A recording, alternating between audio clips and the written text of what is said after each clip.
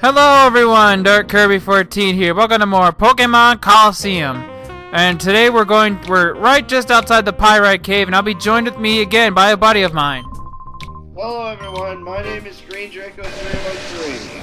Alright, did you also want to do our picks as well? I guess we can... Well, I guess for the conference championship. Yeah. I was just thinking... Yeah. Say something about these four quarterbacks. Who would have expected 3 out of the 4 quarterbacks this year in the championship games are Blake Bortles, Nick Foles, and Case Keenum. All 3 of those have combined 5 playoff starts. Tom Brady has 35. I think a lot of people were picking the Eagles even with Carson Wentz. Yeah. Patriots and Vikings in the conference championship. I'm picking the Eagles and the Pats. The reason I'm picking the Eagles, I'm not expecting a lot of points to be scored in this one. This one's going to be my pick is 14-10 Eagles. I don't expect a lot of scoring. If you want scoring, go watch the other game. There should be points plenty in that one. Yeah. Minnesota still has a great defense, and their offense is good too. But they might not be as good next year because they won't have Pat Shermer anymore. The Eagles have the #1 rush defense, and I think our pass rush is much better than New Orleans is. New Orleans wasn't able to get to Keenum enough, but I think Philadelphia can do that. And the game is in Philadelphia. One interesting stat I would like to pass along. One interesting stat that I actually found. Minnesota's rushing defense does not travel well. Their rushing defense on the road, they're giving up over 110 yards of rushing yards a game on the road. So their running defense is Jekyll and Hyde. It's great at home, but it has not been good on the road. Okay, I would really love for the Jacksonville Jaguars to pull off this upset. The Patriots are 9.5-point favorites against the Jaguars. But what Pittsburgh didn't do, they were just concerned about this week against the Patriots. They weren't focused on this. They weren't focused on this week against the Jaguars, which is the reason why they lost. Like, what do you blame most? The defense, Mike Tomlin, or Ben Roethlisberger? Coaching. There are 2 instances that I'm going to point out. I want to point out right now. 2 instances. One, the 4th down call. Jacksonville is a very fast defense, and you were gashing them going up the middle. That was like 4th and less than a yard. You have a 6'5" quarterback. Just send Roethlisberger forward to get you that yard. That's all you gotta do. Yeah. First, they went for it on 4th down 4 times. The second and 4th time, they got a touchdown. The first time, they were in field goal range. I really think they should have gambled like Jacksonville did at first. And just don't gamble for it unless you're 4th and inches at 4th and goal at the 1-inch line. What I think that Pittsburgh should have done when they had that chance for the onside, they should not have done the onside kick. They should have kicked it deep. See, their last successful onside kick was in 2007, Mike Tomlin's rookie year. Yeah, I saw. I think I saw that pop up. I was like, you have 2 timeouts. You have 2 timeouts and the 2-minute warning, which is essentially a 3rd timeout.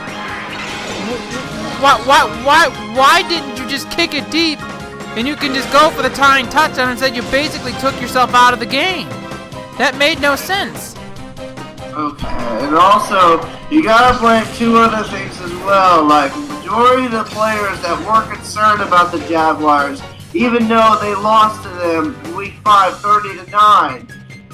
Roethlisberger was the only one that he got the team who he wanted to play in the divisional round. He wanted to play the Jaguars again. He got his wish, but now the Jaguars are 2-0 against Ben Roethlisberger in the playoffs. Indeed they are. The defense for letting Jacksonville score 45 points. It's hard to put up more than 40 points on the board and still lose. Yeah, one of those is One of those is a defensive score. Keep in mind. One of those is a scoop. Defensive. Yeah, I remember that. That strip sack return for a touchdown. You wouldn't be surprised if Tennessee pulled off the upset, but I was.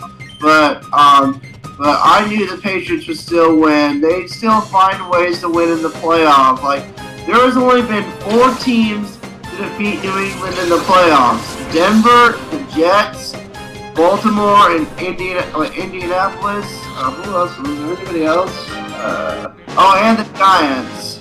That's in the Super Bowl, but Indianapolis has only beaten them once. Like, it's either Peyton Manning, Eli Manning, or Joe Flacco. The other 2 times it was Mark Sanchez and Jake Plummer. Also, yeah, I've always found that interesting. I mean, I think Joe Flacco is the only QB that's beaten Tom Brady twice at home in New England in the playoffs in their career. Yeah, he's the only one that done it. Yeah, Tom Brady and Joe Flacco, they're 2-2 against each other in the playoffs. I remember all 4 of those games. Yeah, the Ravens were in every one, mind you. They were in every one of those games. They had a chance to win. The first loss, it was Billy Cundiff's fault. The second loss, they were up by 14 twice. Yep. Won. Yeah, if Minnesota was at home, I think I would pick the Vikings. I think the Minnesota and Philadelphia game would be whoever is at home wins. And if the Vikings do win in Philadelphia, they'll have home field advantage in the Super Bowl. So, would you pick them to beat the Patriots, even though the Vikings have never beaten Tom Brady before? I might be tempted to be honest. I mean, they have a great defense. And the Patriots don't defend anything well. I could see the Jacksonville Jaguars knocking off New England because they're very much like the New York Giants when they had Eli. They're very much the same, but I don't see it happening. They weren't giving up that many points in plays. Like, I mean, they only gave up 3 points against the Bills, but that was a team that had less playoff experience than the Jaguars did. Well, keep in mind that Tom Brady's offense more than like Jacksonville's defense. I just hope it's a good game, not a blowout. I don't think it will be, because keep in mind Pittsburgh has a lot of options. Pittsburgh has a lot of yeah, I got it. Keep in mind, the Jaguars have a lot of offensive weapons. So Allen Robinson, they have a great weapon, but some people are still calling Blake Bortles trash. Like, he's had a quarterback rating of 80 in the regular season. He's done so much better than he was in years past when he had more pick sixes than wins. But no, he's earned my respect now. Yeah, I had to say he's pretty good. I wouldn't say he's like great by any means, no, but I think he's pretty good. Not great or bad, but he's good enough to play in the playoffs. He's won first 2 playoff games at home against Buffalo and at Pittsburgh. We're in the cold, and as far as playing Florida with no dome, so it's usually hot there. But yeah, also wanted to talk about another thing. I knew Malarkey was going to get fired. I don't think that Kansas City game really meant anything to his job. I think the owner wants an offense more tailored to Marcus Mariota's skill set. I still wonder why they fired Ken Wisenhunt. What'd you say? They parted ways with Mike Malarkey because the owner wants a coach who's going to make an offense that will cater to Marcus Mariota. That's the whole thing. Cater to Marcus Mariota. Like an offense best suited to his skill set. Worse for Marcus Mariota? Yeah, I still wonder why they fired Ken Wisenhunt. I think Wisenhunt would have been perfect for him. Well, I understand why they fired him. He was 4-31 in his last 35 games. And remember, I said I'd be surprised in 2015. I said I'd be surprised if Ken Winston still has a job tomorrow. You said you would, and then the next morning you said to me, Tennessee's done. I said, no, they're smart. 4 games with the Titans than Mike Malarkey did. I mean, Mike Malarkey won more games in 2 years than did in his last 35 games. Because remember, he's in his last season in Arizona, he started out 4-0, then finished 1-11, then Tennessee he went 2-14, and in week 1, 2015, he won against Tampa Bay, then lost 6 straight. I think He took over. They beat the Saints. I think If Tennessee would have pulled off the upset against New England, then would his job would have been saved? I can't say for sure about that. Not a lot of teams can go into New England and beat upset. Well, in the playoffs it is. Only Rex Ryan and John Harbaugh has went into New England and beat them there. Like that 2010 Jets team. That felt like such a long time ago. I remember that Monday night game where New England crushed the Jets 45-3, and Jets fans were saying when they beat the Colts and that, making them automatically go to New England. Haha, Jets, don't. You remember what happened the last time? And no, they even though it was by 7 points, it was personal that time. They went in there and beat New England. That was the last time. Yeah, the AFC Championship wasn't the New England Invitational game. Very true. Yeah, so it's gonna be. I thought the Jets were gonna go to the Super Bowl that year. Boy, was I wrong. I thought it was gonna be Jets Packers for some reason. I thought they might, but then then the Jets went to Pittsburgh and I don't remember what the final score was, but it may or may not have been close. I don't remember. A touchdown or less. I don't think it was. It wasn't by a blowout. I remember that much at least. That was the last time. That was Championship Sunday. Was the last time the Jets and Bears were in the playoffs. Yes, that is true. Mitchell Trubisky and Jordan Howard, Brian. I think they still kept their defensive coordinator with that underrated defense and that Jordan Howard developing Mitchell Trubisky. If they can get the right wide receiver, they might be in the playoffs by 2019. True. Matt Nagy is a former arena football quarterback. Did you know that? Yeah. I am battling a chaser. I don't remember if he remember to shave every time you get a Shadow Pokémon. Right. Right. A little bit long as the day. We need to do the majority of the whole Pyrite Cave until we get to the Mirror Bead fight. Then the next video, I know a great stopping point between the next video. We'll do the Mirror Bead fight, and then we'll have to go back to the Mayor, like Duking. He'll give you the plus soul, and then when we get it, and then right when we get on the map screen, being able to go to Agate Village, that's when we'll stop. And then when we get to Agate Village, I'll show you the glitches you can use to help purify your Shadow Pokémon. Like Conroy, he said he wasn't going to use the glitches, but he did make note of them for the people that did want to use them. Like the glitch I'll teach you about when we get there. It's going to be really helpful for purifying later Shadow Pokémon that have a higher heart gauge. But for Legendary Beast, it's probably worth it just to put them in the daycare, because they have the most... Well, do they have the most, or do the Sinnoh Legendary Pokémon do? I have no idea. I don't know anything about... Tyranitar has the most Shadow gauge. 20,000. Like Metagross has 15,000. Raikou has 13,000. And Entei both have 13,000. So, I should pretty much tell you. You know what the Time Flute is? There's 3 of them in the game. One of them you're not going to be able to get. You'll get one in story mode, and one for run a little bit after. Second one I can't remember if it's during or after story mode. Basically, the third one you get at the 100th floor of Mount Battle, so you won't be able to get that one. But you'll probably get 2 of them at least. I recommend using those on Metagross and Tyranitar, so it saves you the trouble of having to wait long. Wesley, you can just use this glitch I'll teach you about off screen. Really okay. Yeah. All right. And like I said, you don't need to show Mount Battle like the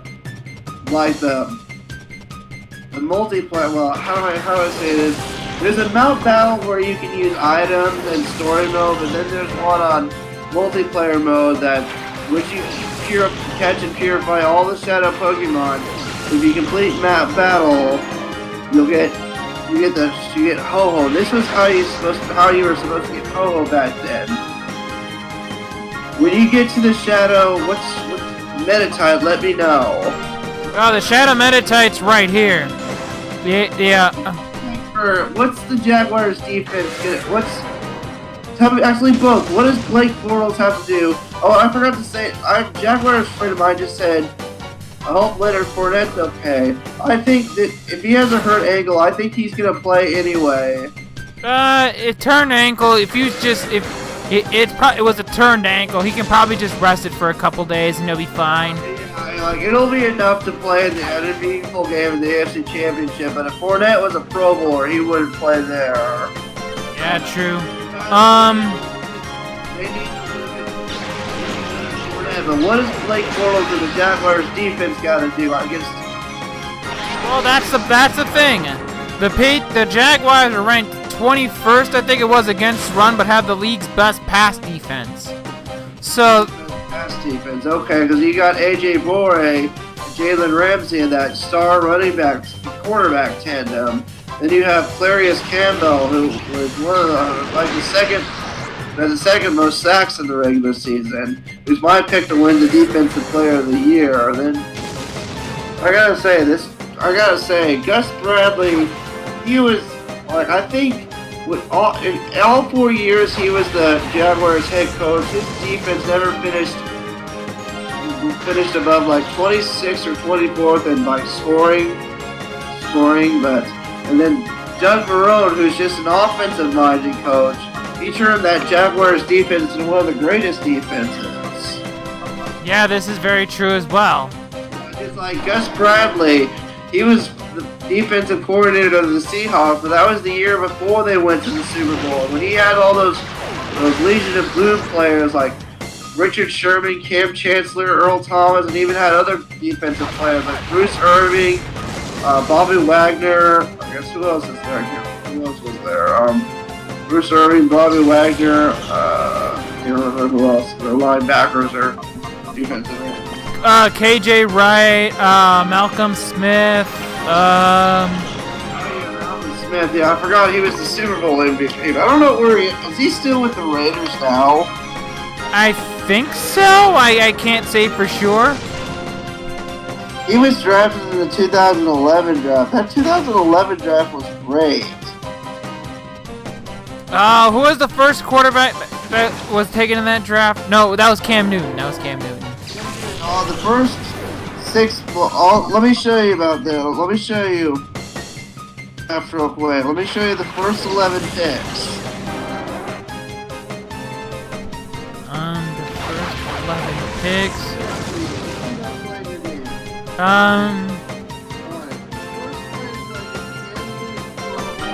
MVP. Second player selected Von Miller, Super Bowl MVP. Third player selected Del Darius, who's a Pro Bowler. He's with the Jaguars now. The fourth player selected AJ Green, multiple Pro Bowler. Selected Patrick Peterson. You could have 4 of the first 5 of these players be in the Hall of Fame like the 1989 draft was. Even the 6th player selected was Julio Jones. Cleveland was down to trade down for. The 7th player drafted, I don't know where this guy is now, but he was good with the 49ers, Aldon Smith. Aldon Smith, I think, is with the Raiders right now. I could be wrong. I might not. I don't know. Ended all of last year, but then the 8th pick was kind of a bust. Jake Locker. Well, he was good, but he was just injury prone. Yeah, it was like Timbiaka Batuka, couldn't stay on the field. And that was the whole thing with Timbiaka Batuka. He could have been a great running back because he came out of Michigan, but he just could not keep on the field. That was the whole deal with him. He couldn't stay healthy. Okay, let's continue on this. The 9th player selected was Tyron Smith, who is, in my opinion, the second best left tackle in the game, only to Joe Thomas. Was Blaine Gabbert, you know about him. The 11th player selected was J.J. Watt. He's going to be in the Hall of Fame, but 2011 draft, it was thought that Nick Fairley was going to be the best defensive player in the draft. He's number 13 by Detroit. I think he had heart problems. Nick Fairley, but he plays at the Saints. Nick Fairley plays with the Saints now. Fairley, he does? Oh, okay. Like all these other players drafted, like Robert Quinn, Mike Pouncey, Ryan Kerrigan, Nate Solder. Even though Nate Solder's not a Pro Bowl. Cameron Jordan, Mohammed, Cameron Hayward, Andy Dalton, Colin Kaepernick, although we can't talk about him. Kyle Rudolph, let me see anybody else. Oh my god. Christian Ponder was a first round pick. Oh my gosh, Christian Ponder was a first round pick. That's embarrassing. That's bad. Oh, you didn't remember that? Yeah, he was a first rounder. Oh my gosh. He's saying this. Like, Kyle Rudolph was Rodney Hudson. He was a guard for Rodney Hudson, but he was selected by the Chiefs. I didn't know that. There's so many players that up this thing are on the Marco Murray, AJ Wright. You know, it's funny. Out of this draft, there's a Jordan Cameron and a Cameron Jordan. Wow. Oh, Stefan Wisniewski was taken by the Raiders, whom the Eagles have at guard right now. Okay, Julius Thomas was also drafted. Like Richard Sherman, he was a 5th round pick. Richard Sherman was a part of the best college football upset of all time. Tyrod Taylor. Oh gosh. Kelsey, you're the center for the Eagles, and who else was there? Anybody else? Free agents: Dan Bailey, Chris Harris Jr., Patrick DiMarco, Doug Baldwin. I didn't know Doug Baldwin was undrafted. I didn't. Oh, also fun fact about Richard Sherman. Richard Sherman was in the best college football upset of all time, but he did not play corner in that game. That was the 2007 game against USC. Who did Stanford play in the 2011? I don't know who they play in the whichever bowl game they were in. That game? 2007? They were not in a bowl game. They were not in a bowl game that year. They were bad. That was the best. Stanford played that game with their 3rd string quarterback. They beat number 1 USC, and they were a 43-point underdog. Oh wow. Michigan and Appalachian State and Michigan wasn't even National championship game, lost to Auburn. Not that year. They didn't lose to Auburn that year. That was 2007. Yeah, 2000. Well, then what year would this have been? Because I don't remember. 2010, 2011 is when you're thinking of when Oregon went to the national championship game and lost on a last-second field goal by Auburn. When did Stanford beat USC? This is 2007. This is 2007. 2007, okay. Well, Pete Carroll must have still been there. Yep. Right now in Pokemon Colosseum, did you get to the Shadow Metatite? I already caught the Shadow Metatite, trying to catch a Shadow Dunsparce. When did you get that twisted spoon out of, like, the PC? You'll need it. Right. Get to the Shadow Dunsparce and Shadow Swablu yet? I'm on the Shadow Dunsparce right now. I might use him for a little bit. I really like Dunsparce. I like Dunsparce. Giving new Pokemon evolutions, unless they introduce a new type like they did with Fairy, giving Eevee another evolution. But at Dunsparce, It has such a great ability, but its stats are just mediocre. Give one Pokemon one more evolution and one more baby Pokemon. Give the baby Pokemon to Skarmory. Give Dunsparce an evolution, or yeah, get This Dunsparce may not actually be bad to use instead of Swablu or Noctowl because it'll know Glare and Yawn. I think Dunsparce would be just useful as is. I've always had good experience. I've always had Altaria will have better defense, but Dunsparce probably won't. So you may want to use Dunsparce, and yeah, that's a good idea. Use Dunsparce as a temporary party member instead of or Altaria. Just until I get Sudowoodo. Sudowoodo is severely underrated. I like Sudowoodo was a boss. They're slow, but Sudowoodo was a boss during my gold. Did you watch my gold Let's Play? it'd be so useful in a double battle. Did you watch my gold Let's Play? So Sudowoodo was surprisingly useful. Like I got a lot of mileage out of him.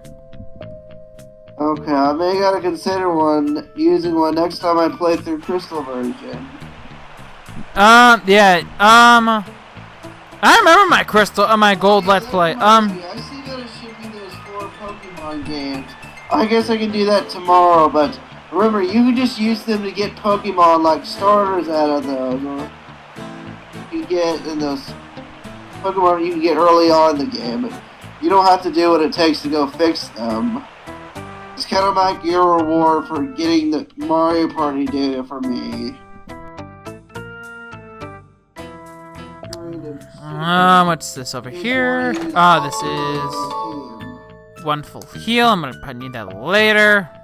I usually use that stuff. Alright, so, Let's go back to the conversation. okay, so I'm battling a hunter called Valen. What the Giants did against the Patriots in the first Super Bowl, and what the Jets did to the Patriots was sack Tom Brady 5 times, so I think it's going to be more on the Jaguars pass rush, and Morals, he's got to play mistake-free. Yeah, true. But the Patriots are going to be trying to stop Leonard Fournette. Yeah, that's gonna be the key. That's gonna be how they do. So it should be interesting, but they have the. Against Minnesota, it's got to be careful with that. Their pass defense. They gotta throw it like what? I don't know. They create a type like Alshon Jeffrey, DeAndre Hopkins. Those are the 2 wide receivers that can make any quarterback look good. If they can reach out and they can catch anything. I think for Minnesota, they gotta hope their run defense travels with them, because it hasn't done that. Playing, would you still pick the Eagles to pick? Would you still pick the Eagles to win? Yeah, we have the top rush defense. I'm not worried about our rush defense at all. That's not what concerns me.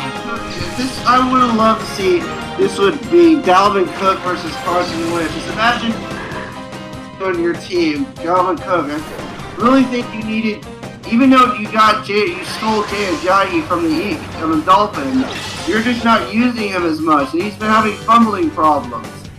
You got a LeGarrette Blount, a power runner, Jay Ajayi, a mixture of speed and power, and you just need that third back, that's the speed back. I think that used to be, I like what I've seen out of Corey Clement, I'm not gonna lie. I like what I've seen out of him. Like, I'll be the first to say I was a little bit wrong about him. I think he can be a good depth back, but not really much more than that. What do your Eagles need to do to limit the Vikings on offense and defense? They need to get after Keenum. Make Keenum uncomfortable. We need to. I think we might want to lean on the running game a little bit. Even though, yeah. I don't know what we're doing because when Carson Wentz tore his ACL against the Rams had one of the worst rushing defense. They could have just ran Jay Ajayi and Garrett bled a lot. Carson Wentz may still be healthy. They have a legitimate chance to win, even beat New England in the Super Bowl. Yeah, true. Alright, so this video is almost stretching 30 minutes. We're gonna do the other stuff on the next one. We're not... Alright. We can just put a longer episode. Like, this is 30 minutes as it is. This in multiple parts. Yeah, I'm probably gonna have multiple parts into Meyer B. Alright. Why can't you have a long episode? This is a long episode as it is, Austin. This is a long episode as it stands. I said, I've seen long episodes, like 45-minute ones, or even 50-minute ones. I've even seen an hour and 40-minute one before, but that was like... I try not to go that way, but anyway. Yeah. Yeah, that's gonna be, yeah.